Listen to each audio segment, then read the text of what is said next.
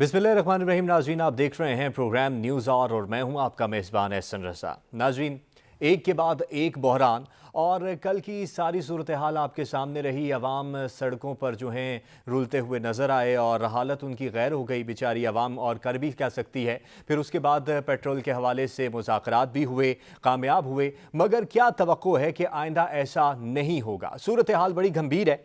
नाज़रीन, सियासी मंजरनामे की भी अगर बात करें तो वीडियो स्कैंडल्स आप देख रहे हैं, इसकी भरमार हो चुकी है और वीडियोस के ऊपर वीडियोस आई जा रही हैं। आखिर खिचड़ी क्या पक रही है, ये जानने की बहुत ज़रूरत है। और हमारी जो सियासत है वो किस समत जा रही है और हमारी सियासत का रुख क्या बनता जा रहा है, मुस्तकबिल में क्या होगा और इन डर्टी पॉलिटिक्स करने से क्या नताइज हासिल होंगे और इनके नताइज बरामद भी क्या होंगे और क्या असरात होंगे। जबकि शहबाज शरीफ साहब ने भी इलेक्शन कमीशन को डस्का इलेक्शन के हवाले से ख़त लिख दिया है और ख़त में कानूनी कार्रवाई के हवाले से गुजारिश भी की गई है उनकी जानिब से। देखना यह है कि हुकूमत क्या हिकमत अमली इख्तियार करती है और हुकूमत की जानिब से क्या कानूनी कार्रवाई की जाती है। और अफगानिस्तान की सूरत हाल जो है वो भी आपके सामने है। अमरीका और अफगान तालिबान के मुज़ाकरात जो है एक मरतबा फिर से मेज़ सज चुकी है और मुज़ाकरात होने जा रहे हैं, बैठने को तैयार हैं। एक तवील डेडलॉक के बाद, एक डेडलॉक हमें नज़र आया, उसके बाद अब एक मरतबा फिर से मुज़ाकरात की मेज़ पर नज़र आएंगे। और ये कहा जा रहा है कि अगर ये मुज़ाकरात कामयाब नहीं होते, क्योंकि इसके बारे में कहना कबल अज़ वक्त है कि कामयाब होते हैं, कितना कामयाब होते हैं और क्या कितनी बातें की जाएंगी और मुज़ाकरात की मेज़ पर मनवाने में अमरीका और तालिबान एक दूसरे से मानने और मनवाने में कामयाब हो सकेंगे, ये कबल अज़ वक्त है। लेकिन ये कहा जा रहा है कि नहीं हो पाते और इन मुज़ाकरात के बाद अगर कामयाबी नहीं हासिल होती तो एक बहुत बड़ा इंसानी अलमिया जन्म लेगा और इसके ख़तरात मंडला रहे हैं।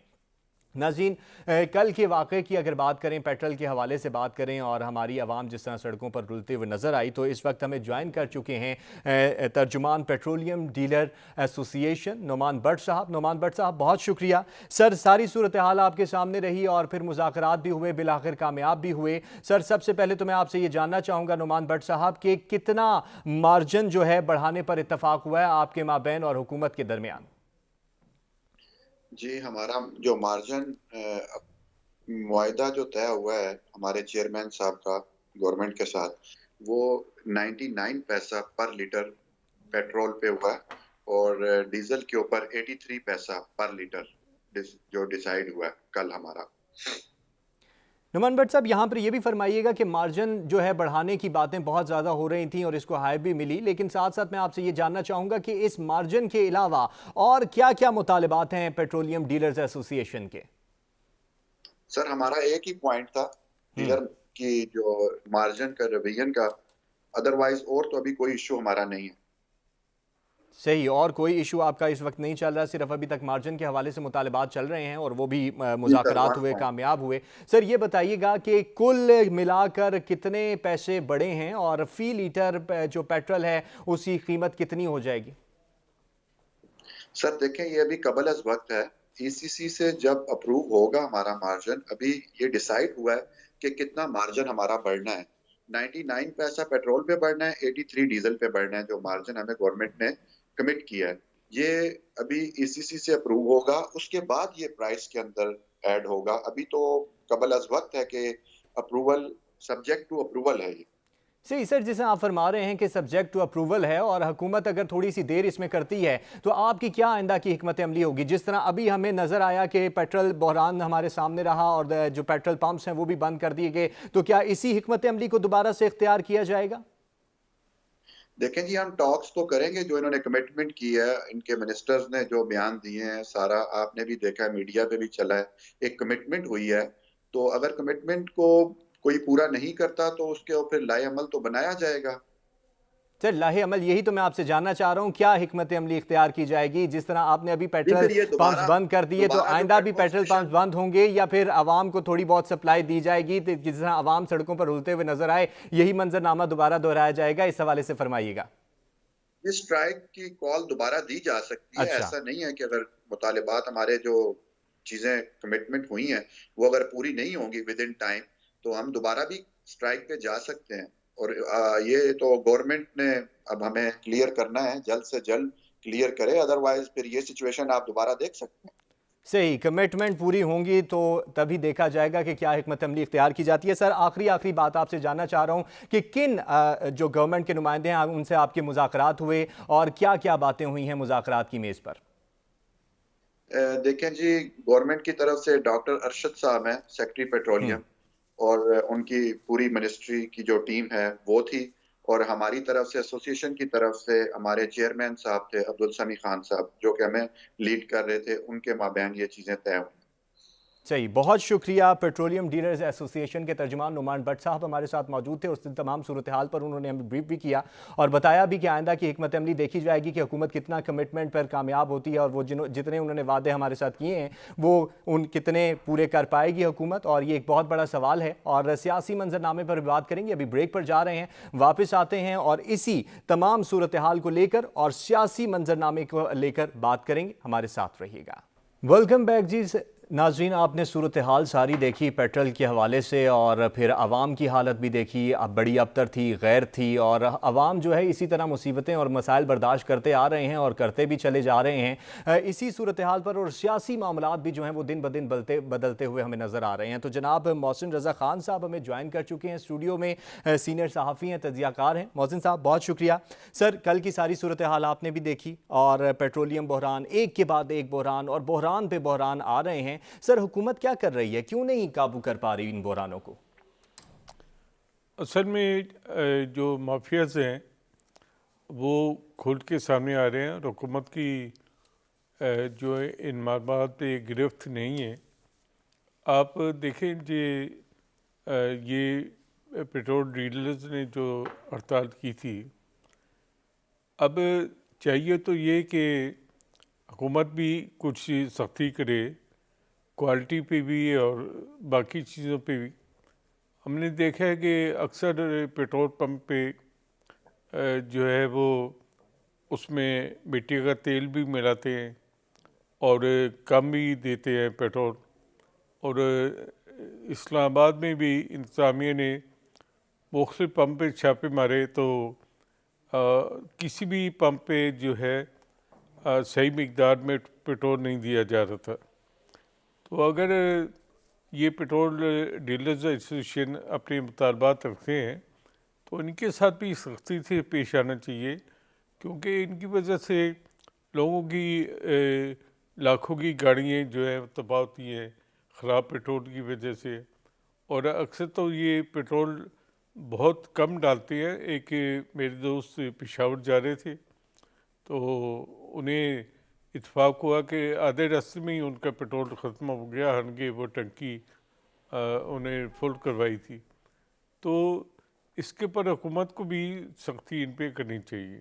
सही मोहसिन साहब, जिस तरह आप फरमा रहे हैं कि हुकूमत को भी सख्ती करनी चाहिए, लेकिन सारी सूरत हाल आपके सामने रही। ये कोई पहली दफ़ा इन्होंने मुज़ाकरात की बात नहीं की और इस तरह का पेट्रोल मुहैया करना बंद भी नहीं किया। इससे पहले भी ये बारहा कर चुके हैं, कीमतें बढ़ाने की बातें कर चुके हैं। अगर अब ये सूरत हाल दोबारा से होती है और जो कल हमने मंजरनामा देखा ये दोबारा दोहराया जाता है, और हुकूमत को ही आखिरी वक्त पे क्यों याद आता है? क्या हुकूमत की इनकॉम्पिटेंसी यहाँ पर नज़र आती है हमें?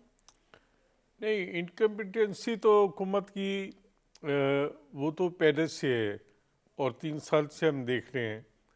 लेकिन बात ये है कि आप ये एक हमारे मुल्क की जो है रीढ़ की हड्डी की हैसियत रखता है ये पेट्रोल का शुबा।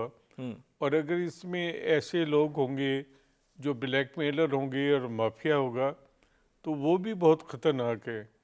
हुकूमत के साथ साथ हमें इन लोगों को भी देखना चाहिए कि ये अपनी ज़िम्मेदारी पूरी करें या नहीं कर रहे। इन्होंने मुल्क का कर कितना नुकसान किया है, लोग परेशान हुए हैं और लोगों की परेशानी के नतीजे में ये अपने चंद मुतालबात मनवाते हैं। तो ये बहुत अफसोसनाक है और शर्मनाक है। सही मोहसिन साहब, ख़बरें बहुत सी गर्दिश कर रही हैं, बहुत सी अफवाहें हैं, कंट्रोवर्सीज़ भी हैं। IMF के हवाले से, जिस तरह के IMF के आगे हमने बिल्कुल ही हाथ जो हैं, पाँव जो हैं बिल्कुल हमने बंद करके रख दिए और उन्होंने कहा जी कि जो वो कहते रहे हम मानते रहे, सारी सूरत हाल आपने देखी। सर, ये कहा जा रहा है कि IMF की वजह से ये तमाम जो ड्रामा रचाया जा रहा है, मिल के रचाया जा रहा है, इसमें कितनी सदाकत है सर? तो देखें, ड्रामे की तो ज़रूरत नहीं है। हम IMF से ज़्यादा उनकी ताबेदारी और ग़ुलामी करने को तैयार हैं। जब ओगरा ने 6 रुपये पेट्रोल बढ़ाने की एक दफ़ा असम्बली भेजी वज़ीर-ए-आज़म को, तो उन्होंने 12 रुपये उसका इजाफ़ा कर दिया, यानी कि उनकी असम्बली से भी डबल उन्होंने इजाफ़ा किया। तो ऐसे जो वाक़यात हैं और ऐसे अब हम देख रहे हैं कि उन्होंने साफ बता दिया कि पेट्रोल पर लेवी में 30 रुपये का इजाफ़ा होगा, और उन्होंने जो प्रोजेक्शन की थी बजट में वो 600 अरब रुपए की थी जो पेट्रोल से लेवी हासिल होगी, तो वो इसकी तरफ गामजन है। और मेरा नहीं ख्याल कि कुछ IMF से कहा जाता है ये, बल्कि IMF के सामने ज़्यादा अपनी परफॉर्मेंस दिखाने के लिए खुद ही ऐसे काम करते हैं। और जब आपके स्टेट बैंक के गवर्नर भी IMF के होंगे, और अभी जिस तरह आप उनके कहने पे स्टेट बैंक को ऑटोनॉमी दे रहे हैं, बल्कि ऑटोनॉमी के नाम पे जो है वो मुल्क की सलामती से खेला जा रहा है कि कोई अदालत भी और कोई पार्लियामेंट भी ये स्टेट बैंक को नहीं पूछ सकती। तो क्या इसके ये पाकिस्तान के लिए बेहतर है या पाकिस्तान के लिए नुकसानदेह है? पहले तो इस पर बहस होनी चाहिए, और फिर उसके बाद ये फैसला होना चाहिए कि स्टेट बैंक को हमने इतनी आज़ादी देनी है या नहीं देनी है। सही, यानी सर यहाँ पर आपको सिचुएशन ये नज़र आ रही है कि शाह से ज़्यादा शाह के वफादार वाली सूरत हाल हो गई है। सर ये तो इक्तसादी और मुआशी बहरान कैफियत जन्म ले रहे हैं, बहुत से मामलात हैं इस हवाले से। लेकिन सर थोड़ा सा सियासी मंजरनामे की तरफ भी रुख करते हैं, क्योंकि सियासी बहरान भी हमें बहुत ज़्यादा नज़र आ रहा है। अभी जिस तरह आपने देखा मरीम नवाज़ साहिबा और शाहिद खान अब्बासी साहब की पेशी के हवाले से और स्कैंडल्स के हवाले से, सर दिन ब दिन वीडियोज़ बहुत ज़्यादा आ रही हैं और बहुत ज़्यादा वीडियोज़ की भरमार होती जा रही है। सर सियासत किस रुख की तरफ जा रही है, किस तरफ जा रहे हैं हम, और इन डर्टी पॉलिटिक्स के नताइज क्या बरामद होंगे? देखें, ये मैं नहीं समझता कि डर्टी पॉलिटिक्स है। जब आपने जो आपने किया है और जो बोया है आपने, आप वही काटेंगे। ये नहीं हो सकता कि आप चना बोए और गंदम की फसल की तवक्को रख के बैठे। तो जो कुछ माजी में उतर है और जो कुछ 3 साल में हमने देखा है कि अपोजिशन और हुकूमत जिस तरह एक दूसरे के साथ उनकी बाज़ाराई रही है, तो उसमें यही चीज़ सामने आएगी। इससे कोई, बल्कि अभी भी सूरत हाल बहुत बेहतर है। जिस तरह की बातें होती हैं और इल्ज़ामात रखते हैं और हाथ मिलाने को अपोजिशन के साथ हुकूमत तैयार नहीं है, तो फिर उसका क्या नतीजा होगा? आप किसी के साथ किसी से जो है बुरा सलूक करके कैसे अच्छे सलूक की तवक्को रखते हैं? सर ये तमाम तो सूरत हाल है और स्कैंडल की भी बातें चल रही हैं। इसमें तमाम सूरत हाल में सर आपसे ये भी जानना चाह रहा हूँ कि चीफ जस्टिस साकिब निसार जो हैं वो इस तमाम सूरत हाल में कंट्रोवर्शियल हुए, क्यों नहीं वो जा रहे अदालत और हितक इज़्ज़त का दावा क्यों नहीं करते? हालांकि अतर मिनल्ला साहब जो हैं वो भी जज हैं, काबिल एहतराम हैं, उन्होंने कहा कि हितक इज़्ज़त का दावा किया जा सकता है उनकी जानिब से भी। मेरे ख्याल है कि कुछ बात है ऐसी और कुछ मामलात ऐसे हैं जो साकिब निसार साहब जिसकी बुनियाद पे वो इसको फेस नहीं करना चाहते, बल्कि वो लोगों को, आवाम को भी फेस नहीं कर सकते। उन्होंने लोगों से वादे किए थे कि मैं डैम बनाऊंगा और मैं वहाँ उसका चौकीदार बन के बैठूंगा, लेकिन उसके बाद हमने देखा कि उन्होंने अपने मनसब की उन्होंने खुद ही तौहीन की कि वो रावलपिंडी में एक उम्मीदवार की इंतखाबी मुहिम में चले गए और उन्होंने कहा कि बड़े फ़ख्र से और रऊनत से, और कहा कि मैं 5-6 अरकान को वैसे फारिग कर सकता हूँ।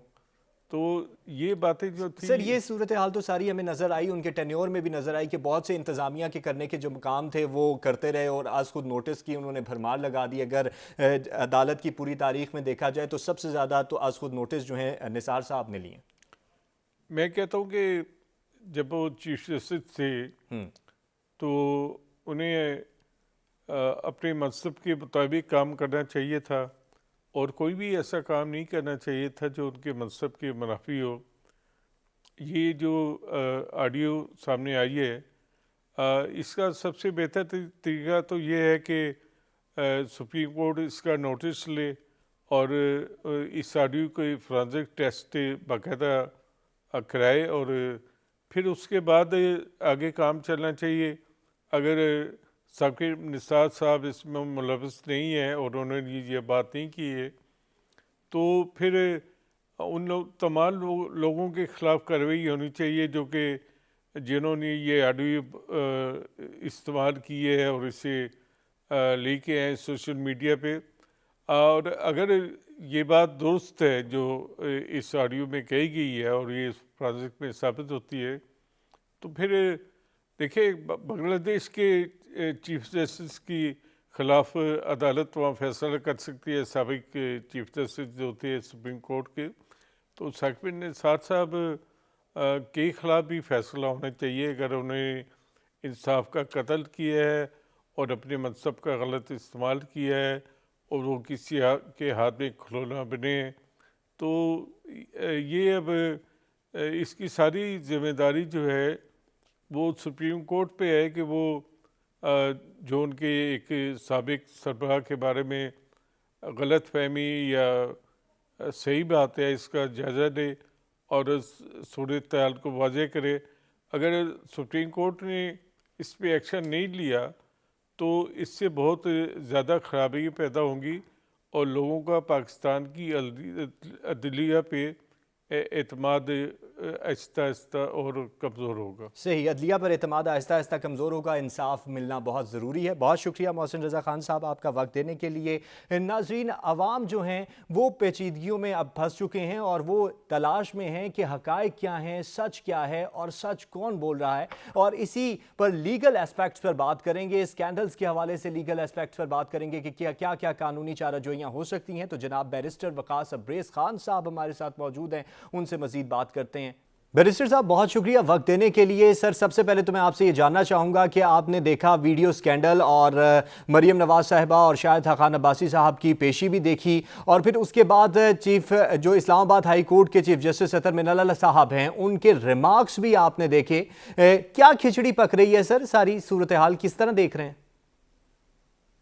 देखिए, जो भी इनकी तरफ से चीजें की जा रही हैं, this is all has been conducted on the political footing, it has nothing to do with the legal boundaries. चूंकि कानूनी तौर पे अगर आपके पास कोई ऐसा कोजेंट कंक्रीट या टेंजिबल एविडेंस है जिससे किसी केस पे कोई चीज एडवर्स इफेक्ट क्रिएट कर सकती है, that must be presented before the court of law, ताकि उसकी जो ऑथेंटिसिटी है उसको वैल्यूएट किया जाए और अगर किसी सूरत में इनके मुकदमात के अंदर वो चीज इनको हेल्प आउट कर सकती है तो जो उसका अप्रोप्रिएट फोरम है वो अदालतें हैं। इनकी तरफ से पहले भी जब अरशद मलिक के केस के अंदर एक वीडियो आई थी जिसमें पॉलिटिकल स्कोरिंग के लिए मीडिया में वो नशर की गई और पूरी पाकिस्तान की अदलिया की तस्हीक तमस्सुर उसके वकार को मजरूह करने की कोशिश की गई, तो उस वक्त जब कोर्ट ने इनको बुलाया कि आप वो वीडियो तो पेश करें तो शहबाज शरीफ साहब भी मुकर गए।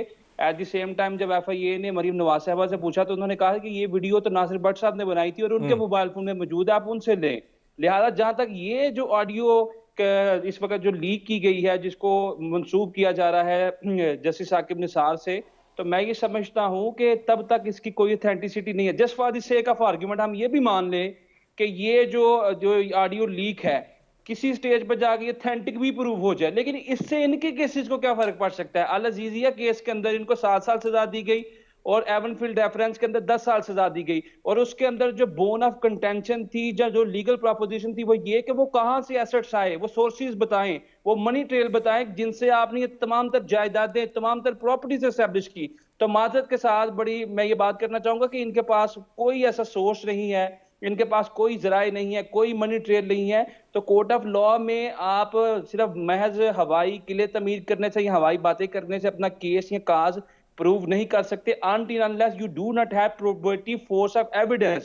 तो मुझे बतौर स्टूडेंट ऑफ लॉ ये चीजें नजर आती हैं कि ये इनकी तरफ से माजी में भी चूंकि एक बड़ी बदनाम जमाना एक ऑडियो लीक थी जो जस्टिस मंजूर मलिक साहब की थी, फिर उसके बाद दीगर जो अरशद मलिक साहब की थी और मौजूदा थी। मैं ये समझता हूं कि अगर आपके पास कोई कंक्रीट एविडेंस हो तो कोर्ट्स जो है वो अप्रोप्रिएट फोरम्स हैं जहां पे जाके पेश करें, ना कि मीडिया में आके पूरी कौम के सामने अपनी जगह साहिबी करवाएं और मीडिया के वकार और पाकिस्तान की अदलिया के वकार को भी मजरू करने की कोशिश करें। यानी केसेस पर कोई असर नहीं पड़ने वाला। थोड़ी सी बात करते हैं डस्का इलेक्शन के हवाले से भी, लेकिन सबसे पहले तो मैं ये जानना चाहूंगा, चीफ इलेक्शन कमिश्नर को खत लिखा है शहबाज शरीफ साहब की जानिब से।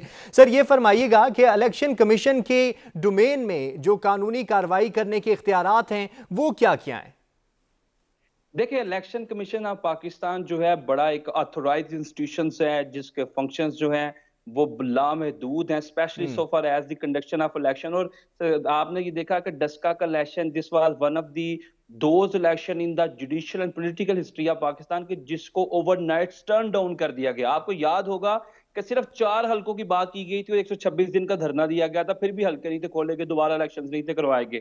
यहाँ पे तो ओवरनाइट्स के अंदर एक फैसला जो था वो टर्न डाउन कर दिया गया और दोबारा से रीपोलिंग का जो हुक्म दिया गया और फिर दोबारा इलेक्शन किए गए। और जो जो चीजें इन्वेस्टिगेशन, इंटेरोगेशन में, इंक्वायरी रिपोर्ट्स के अंदर आई हैं, मैं ये समझता हूँ कि जो लोग भी कसूरवार है इनमें, यहाँ पे सियालकोट की जो एजुकेशन डिपार्टमेंट है वहां पे भी लोग इसमें मुलविस पाए गए। At the same time police अफसरान जो है वो मुलविस पाए गए और ये भी कहा गया कि डीपीओ का जो दफ्तर था वो भी इसके अंदर मुकम्मल तौर पे मुलविस था, जो जानते थे कि इसके अंदर हम धांधली करने वाले। चूंकि मेरा ताल्लुक भी सियालकोट से, तो मैं खुद भी इन चीजों को बड़ी हकीक निगाही से देखता हूँ कि ये सारी की सारी जितनी भी कार्रवाई थी वो इसलिए की गई कि किसी तरीके से जो कि एस्टेब्लिशमेंट के खिलाफ ये लोग बातें करते हैं और इनको हम हराएं, यहाँ से धुंध पड़ जाए। जितने भी हीले बहाने किए गए या ट्रिक्स इस्तेमाल की गई, टैक्टिक इस्तेमाल की गई, जब दोबारा इलेक्शन हुए तो अवाम ने इसका रिजल्ट देखा। यहाँ पे जो सबसे इंपॉर्टेंट बात है, इलेक्शन कमीशन ऑफ पाकिस्तान जो है मुकम्मल तौर पे खुद मुख्तार अदारा है। वो तमाम तरह ऑफिसर्स के खिलाफ लिख के गवर्नमेंट को भी भेज सकता है, चीफ सेक्रेटरी को भेज सकता है कि इनको बरतरफ करे, इनको घर भेजे।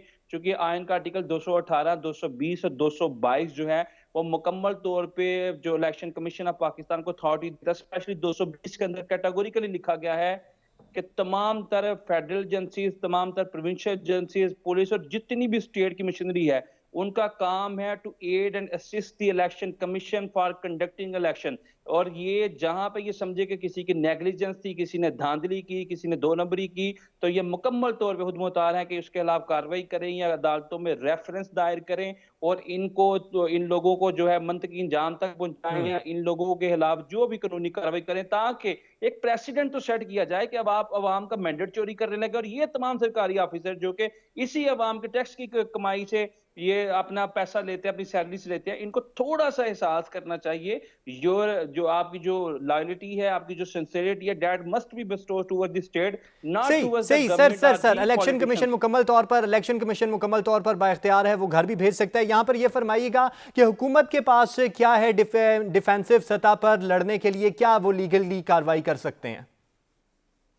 देखिए, गवर्नमेंट जो है वो फिर ये नजला गिराया जाएगा। जिस तरह आपने देखा कि पिछले साल लाहौर के अंदर एक इंसिडेंट पेश आया तो वो कमिश्नर लाहौर के ऊपर वो नजला गिरा दिया गया, उसको बदल दिया। यहाँ पे भी यही किया जाएगा कि गवर्नमेंट ये सेंटांस लेगी कि चूंकि हमारे पार्ट पे तो कोई धांधली नहीं की गई। हालांकि फरदौस आशिक अवान साहबा का भी नाम इसके अंदर आया, इंक्वायरी के अंदर उनका भी जो किसी ना किसी हद तक चीजें जो थी वो मुलविस पाई गई।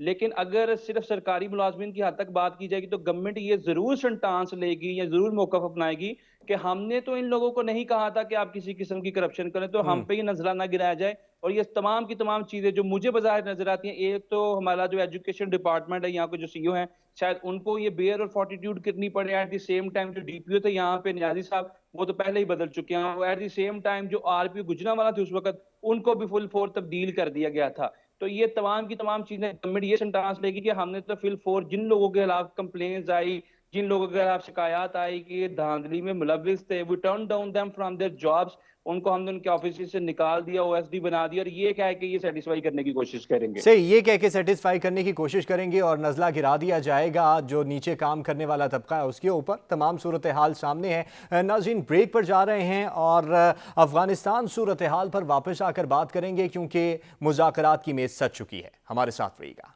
वेलकम बैक नाज़रीन। अफगानिस्तान की सारी सूरत हाल और एक तवील डेडलॉक के बाद जो है मुज़ाकरात की मेज़ सज चुकी है। राना जावेद साहब हमारे साथ मौजूद हैं, सीनियर तज्ज़ियाकार हैं और इस बदलती सूरत हाल पर उनसे बात करेंगे। राना जावेद साहब, बहुत शुक्रिया वक्त देने के लिए। सर, सबसे पहले तो ये फरमाइएगा कि अफगानिस्तान, तालिबान और अमरीका के माबैन एक डेडलॉक के बाद दोबारा से मुज़ाकरात होना शुरू हुए हैं, मेज़ सज चुकी है, किस तरीके से देख रहे हैं इस पेशरफ्त को?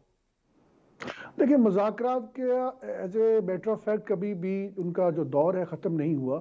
उनके साथ डायरेक्टली और इनडायरेक्टली अमेरिकन जो हैं उनके मुज़ाकरात होते रहे हैं।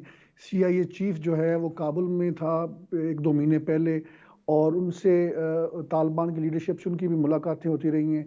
अभी इन्होंने अमेरिकन ने कहा कि कतर जो है वो हमारी रिप्रेजेंटेशन करेगा अफ़गानिस्तान के अंदर डिप्लोमेटिकली। तो अब उसके अलावा अमेरिकन के बिहाइंड द सीन तालिबान से मुज़ाकरात किसी न किसी शक्ल में जारी रह रहे हैं। अब एक है पब्लिक पोस्चरिंग में वो दुनिया को ये बताने की कोशिश कर रहे हैं कि देखें जी, हम तालिबान के साथ नॉर्मल ताल्लुकात नहीं रख सकते क्योंकि ये ख़वातीन के साथ इनकी ट्रीटमेंट ठीक नहीं है, हाँ, क्योंकि ये इंक्लूसिव गवर्नमेंट नहीं बना रहे। ये सारी बातें जो हैं पब्लिक कंजम्पशन के लिए हैं। असल जो चीज़ जो किसी भी मुल्क के, ख़ास तौर पे मगरब के जितने भी ममालिक हैं अमेरिका समेत, जो चीज़ डिटरमिन करती है वो उनके इकनॉमिक और जियो स्ट्रेटेजिक इंटरेस्ट हैं। तालिबान सर्टनली वो पूरा नहीं करेंगे और अमेरिका और वो उनका जो झुकाव जो है वो ऑब्वियसली चाइना की तरफ है। और इस वक्त जो खित्ते के अंदर बड़ी पिक्चर है कि चाइना और अमेरिका की कोल्ड वॉर है। उस कोल्ड वॉर में कौन किसका साथ देता है, ये छोटे मुल्कों के लिए जो है बड़ी अहम बात है। और मैं समझता हूँ कि जो मौजूदा सूरत हाल है इसमें पाकिस्तान, ईरान, अफ़गानिस्तान ख़ास तौर पे जो हमारी इस वक्त बहस का मौजू है, वो उनका झुकाव क्लियरली वो चाइना की तरफ है। और अमेरिका को अंदाज़ा है कि 20 साल उन्होंने फ़ौजी तौर पे तालिबान को शिकस्त देने की कोशिश की है, जिसमें वो बुरी तरह ना सिर्फ नाकाम हुए हैं बल्कि ज़लील ख्वार हुए हैं। तो उनको पता है कि तालिबान को वो फ़ौजी लिहाज से तो जो है किसी भी तौर पे शिकस्त नहीं दे सकते। तो अब जो एक प्रेशर था US एडमिनिस्ट्रेशन के ऊपर, पब्लिक प्रेशर था, जो उनकी एक ज़लालत हुई है 2-3 महीने पहले, वो लोग वहाँ पे भूलना शुरू हो गए हैं। तो इसलिए वो मेरा ख्याल ये है कि कोई हीले बहाने ढूंढ रहे हैं जिसके ज़रिए जो अफगान गवर्नमेंट को जो है वो तस्लीम कर सकें। लेकिन एट द सेम टाइम हमें ये बात नहीं भूलनी चाहिए कि शुमाली इत्तेहाद जो कि अहमद शाह मसूद के दौर में बहुत इफेक्टिव हुआ करता था, वो अब अलामती तौर पे अफगानिस्तान के अंदर एग्जिस्ट करता है। तालिबान ने अब पूरे अफगानिस्तान के ऊपर उनका कंट्रोल है। उससे पहले जब 96-2001 में तो वो नॉर्दर्न एरियाज कुछ जो अहमद शाह मसूद के अंडर थे वो उनके कंट्रोल में नहीं थे। तो अब अमेरिका की और हिंदुस्तान की ये कोशिश है कि शुमाली इत्तेहाद को दोबारा जो है वो किसी तरह स्पॉन्सर किया जाए। फिर अमेरिका के ऊपर और हिंदुस्तान के ऊपर बहुत बड़े इल्ज़ामात ये हैं कि ये दैश को सपोर्ट कर रहे हैं कि ताकि तालिबान की हुकूमत को डिस्टेबलाइज किया जाए और जो शिया कम्युनिटीज़ हैं अफगानिस्तान के अंदर, हज़ारा है और दूसरे, उनको नुकसान पहुंचाया जाए। और ये क्योंकि अमेरिका का इनका ये ख्याल ये है कि चूँकि ईरान के ताल्लुकात 2 दहाई से जो पहले थे इस वक्त बिल्कुल मुख्तलिफ सूरत हाल है, इसलिए तालिबान जो हैं वो ईरान के भी करीब हैं। तो एक डिस्टेंस क्रिएट करने के लिए उनकी कम्युनिटी जो हज़ारा कम्युनिटीज़ हैं उनको भी ये टारगेट करने की कोशिश कर रहे हैं। लेकिन मैं समझता हूँ कि जो बड़ी पिक्चर खित्ते के अंदर डेवलप हो रही है उसमें अफ़गान तालिबान की हुकूमत, पाकिस्तान, ईरान, ये और ये सारे के सारे जो चाइनीज़ ब्लॉक जो ऑब्वियसली मौजूद है लेकिन वो अपने आप को इस वक्त उस अंदाज में असर्ट नहीं कर रहा, वो उस तरफ जाएंगे क्योंकि अमेरिका को सब आजमा चुके हैं। ईरान ने कोई 20-30 साल पहले आजमा के छोड़ दिया और उसके बाद अब तालिबान ने इनको भुगत लिया है। पाकिस्तान जो है वो भी अमेरिका से तंग आया हुआ है। तो मेरा ख्याल ये है कि आने वाले जो महीने हैं, जो साल हैं, हम देखेंगे कि उसमें ये पूरे ममालिक जो है इनका जो इकनॉमिकली और जियो स्ट्रेटेजिकली इनके जो ताल्लुकात हैं वो चाइना से ज़्यादा मजबूत होंगे। और आप याद रहे कि जो मैं आखिरी बात करते चलूँ कि चाइना के ये इंटरेस्ट में है कि जो वहाँ पे मिनरल्स हैं उनको सारे के सारे ठेके मिलें और उनकी ज़्यादा एक्सपेंडेड नेटवर्क हो और CPEC जो है वो सेंट्रल एशिया में जाए वाया पाकिस्तान, वाया अफगानिस्तान। तो इसलिए चाइना को चूंकि तालिबान की ज़रूरत है, तो ऑब्वियसली मेरा ख्याल है कि आने वाले दिनों में आप देखेंगे कि बाकी ममालिक, अमेरिका समेत बाकी तमाम ममालिक जो बड़े मेजर हैं वो इनको तस्लीम कर लेंगे। सही जावेद साहब, आपको यानी नया ब्लॉक बनता हुआ दिखाई दे रहा है। और साथ ही साथ मैं जो आपने शुमाली इत्तेहाद की बात की और अफगानिस्तान के अंदर जो तालिबान हुकूमत है और उसके कंट्रोल की बात की, इसके ऊपर तो मैं आपसे थोड़ी देर में सवाल करता हूं। लेकिन सर, मैं आपसे ये जानना चाह रहा हूं कि मुज़ाकरात की मेज़ है, और क्या आपको लग रहा है कि जो मुंजमद असासे हैं वो जारी किए जा सकते हैं इन मुज़ाकरात के बाद? मुझे लगता यह है कि शायद वो पूरी तरह उसको अनफ्रीज ना करें। 9 बिलियन यूएस डॉलर एक बड़ी अमाउंट है अफगानिस्तान जैसे मुल्क के लिए। हो सकता है उसको वो मरहलावार करें, और हो सकता है कि अमेरिका जो है ऐसी शराइत के साथ आए कि देखें जी, हम आपको पैसे देंगे, हम डायरेक्ट बैंकिंग ट्रांजैक्शन करेंगे और एनजीओ के ज़रिए ये पैसे जो हैं अफ़गान पॉपुलेशन पे जो हैं स्पेंड किए जाएंगे। उसका मतलब ये है कि जो CIA का नेटवर्क जहाँ से मौजूद था, जो किसी 2-4 महीने तक, वो चूँकि ख़त्म हो चुका है, तो वो उनको रिवाइव करने की कोशिश करेंगे मुख्तलिफ तरीक़ों से, हिंदुस्तान के ज़रिए, शुमाली इत्तेहाद के ज़रिए, और वो अपने नई एक जासूसी का नेटवर्क बनाने की कोशिश करेंगे। तो मैं समझता हूँ कि जो आने वाले दिनों में सीन ज़्यादा क्लियर हो जाएगा, लेकिन अमेरिका जो है मरहलावार जो है तालिबान की हुकूमत को अगर वो तस्लीम ना भी करे, तो कम से कम इनफॉर्मली, अनऑफिशियली जो है उनके साथ वो तमाम रवाबत जो है वो कायम कर लेगा, जो एक normal state to state business में किए जा सकते हैं। राना जावेद साहब, ये भी फरमाइएगा, जिस तरह अभी आपने इशारा दिया कि मुकम्मल तौर पर भी जारी नहीं किए जा सकते, सीज भी किए जा सकते हैं किसी हद तक, मुआशी बहरान जो है वो कितना शिद्दत इख्तियार कर सकता है? और साथ ही ये भी फरमाइएगा कि जो अमीर मुत्तकी साहब हैं वो बारहा कहते रहे हैं कि हमने सियासी इस्तेहकाम हासिल कर लिया है, तो सियासी इस्तेहकाम वो कितना हासिल करने में कामयाब हो पाए हैं? देखिए, पहले जो अफगानिस्तान आज अगस्त से पहले क्या था, वहां पे कोई 60% के लगभग जो है people were below the poverty line, जो और अब जो सूरत हाल है, UN की रिपोर्ट है, वो इस वक्त 95% की जो आबादी है वो बिलो पॉवर्टी लाइन है। और उसमें कहा जा रहा है कि कुछ 60% के लगभग ऐसे लोग हैं जिसे वो एक्सट्रीम पॉवर्टी का नाम दे रहे हैं, कि बहुत ज्यादा गुर्बत है, जिनको खाने पीने के भी लाले पड़े हुए हैं। ये वहाँ की मौजूदा सूरत हाल है। और अगस्त जब तालिबान के टेक ओवर से पहले जो 75% जो अफगानिस्तान की इकोनॉमी जो है वो चल रही थी, उसकी बुनियाद अमेरिकन एड थी, डॉलर थी उनकी अपनी। आप अंदाजा करें कि ये अफगानिस्तान का अंडर अशरफ गनी गवर्नमेंट कितनी ज्यादा इन्हिसार जो है वो अमेरिका के ऊपर था। तो अब वो सारी की सारी इमदाद खत्म हो गई है, रुक गई है। उनके अपने जो इंडिजिनस रिसोर्सेज हैं, जो उनकी इंडिजिनस प्रोडक्शन है, वो कोई 12% के लगभग है। तो इस पूरे कॉन्टेक्स्ट के अंदर जो ह्यूमैनिटेरियन क्राइसिस है वो बड़ा है। लेकिन हमें ये भी देखना चाहिए कि जितने भी स्टैटिस्टिक्स मैं कोट कर रहा हूँ और बाकी लोग कोट कर रहे हैं, ये अमेरिका के हैं, USA के हैं, UN के हैं, लेकिन जो अनऑफिशियल अफगानिस्तान की मैशियत है, मेरा ख्याल ये है कि वो इतनी बुरी नहीं है। हमारी एक मुसलमान सोसाइटी के अंदर लोग एक दूसरे का बहुत ख्याल करते हैं। इनफॉर्मल इकोनॉमी जो है उसका साइज बड़ा होता है, वो अनडिटेक्टेबल है। तो मैं समझता हूँ कि अफगानिस्तान जो है मुआशी तौर पे सर्वाइव करेगा।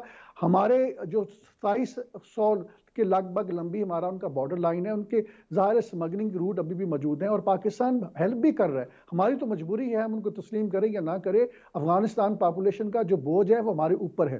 सही सर, जिस आप फरमा रहे हैं कि हमारे ऊपर है, पाकिस्तान मदद भी कर रहा है, अफगान अवाम की मदद कर रहा है, और इस इंसानी जो अलमिया जन्म ले रहा है, उसके बादल जो मंडला रहे हैं, उसके खात्मे के लिए पाकिस्तान पूरी भरपूर कोशिशें जारी रखे हुए है। सर, क्या सिर्फ ये पाकिस्तान ही करता रहेगा? क्योंकि हमने पूरे सिनेरियो में देखा कि पाकिस्तान जो है वो बहुत खुलकर सामने आया और बार बार इस बात को दोहराता रहा कि इंसानी बहरान के खात्मे के लिए हमें कोशिशें करनी है, और पाकिस्तान पर कितना बोझ पड़ सकता है? देखिए, हमारे ऊपर तो 40 साल से बोझ पड़ा हुआ है। पहले इस वक्त 30 लाख के करीब अफगान महाजरीन जो है वो 40 साल से पहले ही बात है, उनकी कई जनरेशन इधर मौजूद है। लेकिन हमें ये भी देखना पड़ेगा कि अगर ये अफगान जो है एक्स सोवियत यूनियन के खिलाफ ना लड़ते, तो पूरा प्लान था कि पाकिस्तान के अंदर कम्युनिज्म जो है वो मुसल्लत किया जाए, और अफगानिस्तान के बाद पाकिस्तान की बारी थी। तो अगर आज हम उनका मैशत का बर्डन जो है बर्दाश्त कर रहे हैं, तो ये अफगान ने हमारी जंग भी लड़ी है। और अमेरिका अगर यहाँ पे रहता अफगानिस्तान के अंदर, उसका मतलब ये है कि जो हिंदुस्तान जो टेररिज्म कर रहा है वो पाकिस्तान के अंदर जारी रहती। तो अफगानिस्तान के अवाम देखिए, हमारे उनके साथ जो एक रिश्ता है वो बहुत ज़्यादा करीबी है। हम एक जो हमारा रेशियल प्रोफाइल है पूरे हमारे नॉर्थ वेस्टर्न रीजन का और अफगानिस्तान का, वो by and large they are the same. फिर एथनिकली एक है, मजहब एक है, तो इतनी ज़्यादा सिमिलैरिटी शायद दुनिया के बहुत ही कम खित्तों में पाई जाती है। इस वजह से मेरा ख्याल ये है कि हम शायद जब हम बर्डन इस्तेमाल कर जाते हैं लफ्ज़, लेकिन at the same time I think we should be conscious of the fact कि अफगानियों ने पाकिस्तान की 2 जंगें लड़ी हैं, एक एक्स सोवियत यूनियन के खिलाफ और दूसरी जो है अमेरिका के खिलाफ। इसलिए आज अगर हम हमारे ऊपर कोई बर्डन है तो हमें उसको बर्दाश्त करना है। और अगर दुनिया इस बात को रियलाइज नहीं कर रही, क्योंकि जिस किस्म की पाकिस्तान ने इकोनॉमिकली सपोर्ट कर रहा है, सियासी तौर पे कैंपेन हम चला रहे हैं कि उनको तस्लीम किया जाए, अगर ये बात ये सही, लोग बहुत शुक्रिया राना जावेद साहब। और बरादर इस्लामी मुल्क होने के नाते से हमें अफगानिस्तान के अवाम के साथ खड़े होना है और पाकिस्तान जो है अफगान अवाम के साथ खड़ा भी हुआ है। लेकिन इस तमाम सूरत हाल में अमरीका मुज़ाकरात जो अफगान तालिबान के साथ मुज़ाकरात होने जा रहे हैं, इनकी कामयाबी भी बहुत ज़रूरी है ताकि जो इंसानी अलमिया जन्म लेने के बादल मंडला रहे हैं और ख़तरात हैं वो किसी हद तक कम हो सकें। अपना बहुत सारा ख्याल रखिएगा। पाकिस्तान जिंदाबाद। अल्लाह हाफ़िज़।